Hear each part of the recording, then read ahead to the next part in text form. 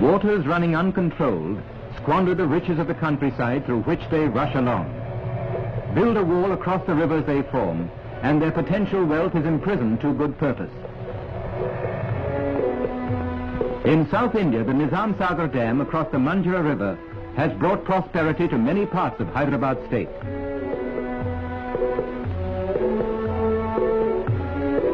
The Krishnaraja Sagar Dam on the Kaveri is responsible to a great extent for the progress of Mysore state.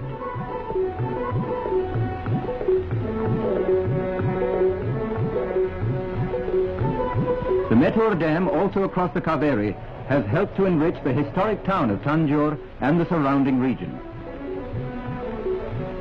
A few hundred miles away from Tanjore flows the Tungabhadra through the remnants of the famous forgotten empire of Vijayanagar, an empire that flourished some 4 centuries ago. But in the days to come, this deserted land will flourish once more, for the Tungabhadra holds the key to its prosperity. The 1st July 1953, a red-letter day in the achievement of the 400 million rupee Tungabhadra project.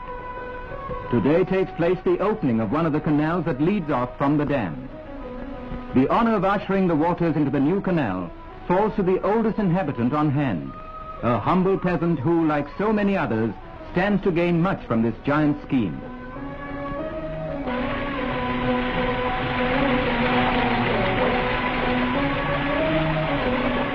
He and his kind beseech the deity of the river to bless the project so that prosperity comes to a land long shrouded in drought.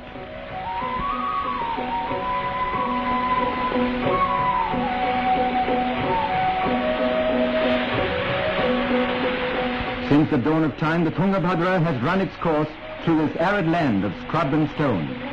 Why has the land then not blossomed into fertility? Herein lies our story. The river gets its name from the confluence of the Tunga and the Bhadra. Their waters mingle near Kudali village, 8 miles from Shimoga in Mysore state. Tunga and the Bhadra are fed by the copious rains of the southwest monsoon. But only a modicum of these abundant waters was ever utilized in the plains, where the rains average only 20 inches annually. In the 19th century, famine occurred 10 times in this area, while from 1900 to 1940, 8 famines have been recorded. These manifestations of misery are due to a lack of rainfall and a lack of opportunity to tap the river waters. The people suffered in Rayalaseema because of the water shortage.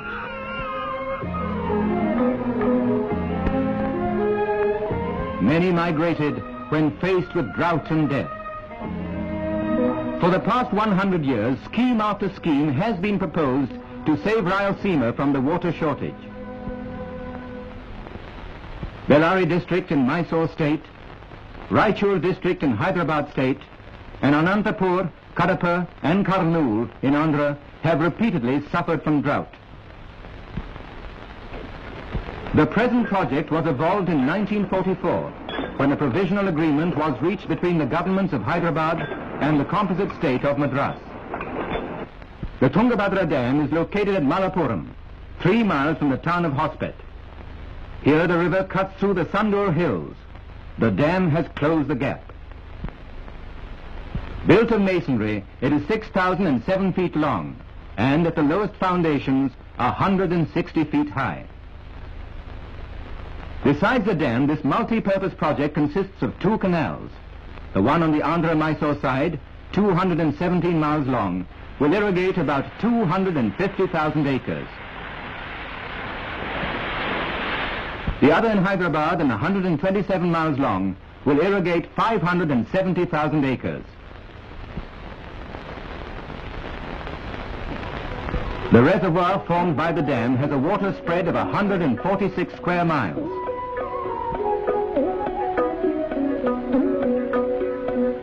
This is the largest masonry dam and storage reservoir yet built in India. The center spillway is of granite blocks bound with cement. During floods, the surplus water will be disposed of through 33 spillway gates, each 60 feet wide and 20 feet high. The dam is nearly complete. The spillway gates are now being installed. The factory for making the gates exists right at the site of the dam, an asset that is unique in India. Up to October 1953, the project was a combined undertaking of the governments of Hyderabad and Madras. Now the responsibility is shared by Hyderabad, Andhra and Mysore.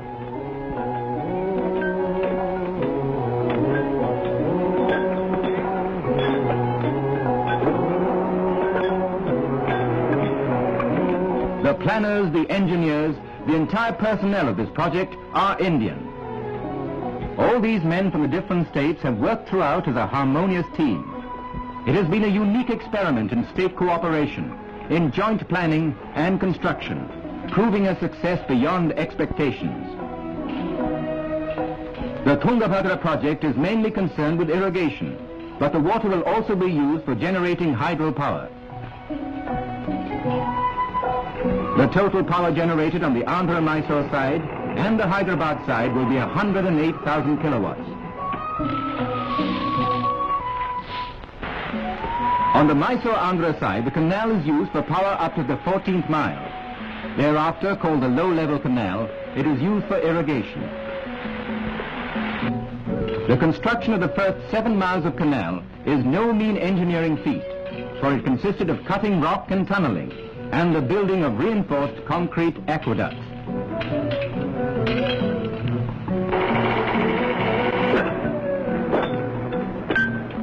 A 165 such aqueducts and under-tunnels had to be built.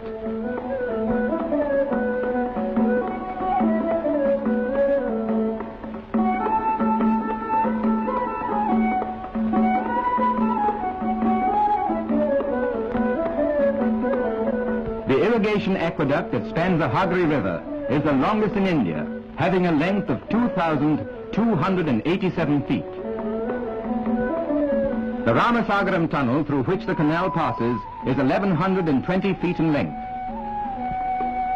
The canal on the Hyderabad side runs through rugged terrain for the first 19 miles. Further on, the canal negotiates the final range of hills by means of a tunnel 3,530 feet long. The two canals command a total gross area of nearly 2 million acres, of which over 800,000 acres will be irrigated. On the Mysore-Andhra side, a unique scheme has been evolved for growing crops. Called the Dry Cum Wet Scheme, it is the outcome of 12 years of research. By adopting such a scheme, crops like cotton, jowar, wheat, maize and sugarcane have been grown with great success.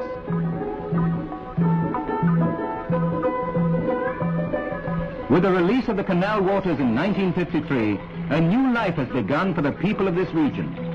The long barren lands have blossomed for the first time in centuries.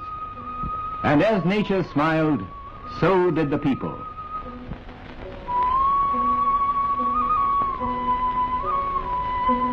In less than 2 years, freedom from famine has become reality. In round figures, it means 140,000 tons of food grains and 80,000 tons of commercial crops grown annually. And when the high-level canal in Mysore-Andhra is completed, production of food grains and commercial crops will be increased by another 50%.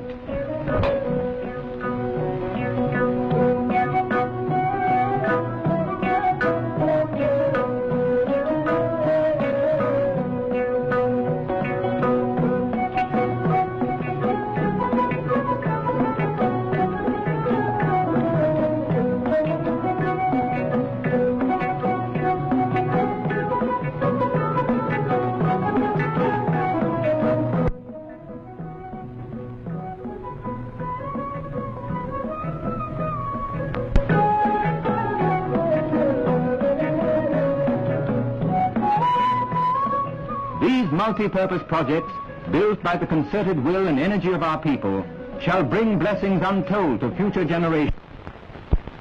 The Tungabhadra are the temples of the 20th century.